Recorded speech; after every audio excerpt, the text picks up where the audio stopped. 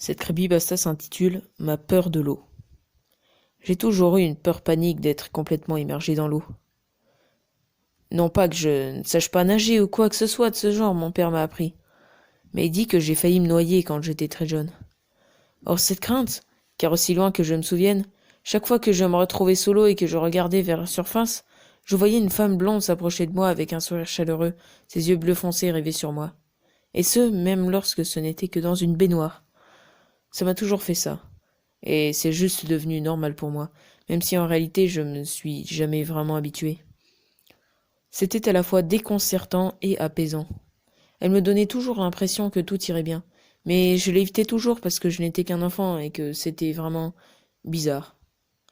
J'en ai jamais parlé à mon père lorsque j'étais enfant, mais je lui ai posé des questions sur ma mère qu'il esquivait toujours.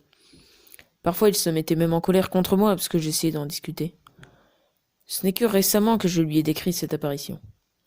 Lui qui était au volant de la voiture a failli en heurter un poteau, preuve qu'il savait manifestement quelque chose. Face à cette réaction, je lui ai à nouveau posé des questions sur la mamère. Cette fois, il m'a répondu qu'elle était morte quand j'étais très jeune et qu'elle m'aimait beaucoup. Il a aussi admis que ses cheveux et ses yeux étaient de la même couleur que ceux de cette apparition, qui étaient aussi comme les miens. J'ai donc fait quelques recherches par moi-même en regardant son nom sur mon certificat de naissance et en essayant de trouver tout ce qui pouvait avoir un rapport avec moi, que ce soit des articles de journaux sur un petit garçon qui avait failli se noyer, ou n'importe quoi en rapport avec cet incident. J'ai surtout une photo, quelque chose que je pourrais faire correspondre à mon ange gardien. Aujourd'hui, enterré parmi les papiers de la bibliothèque municipale, je l'ai trouvé. Winchester.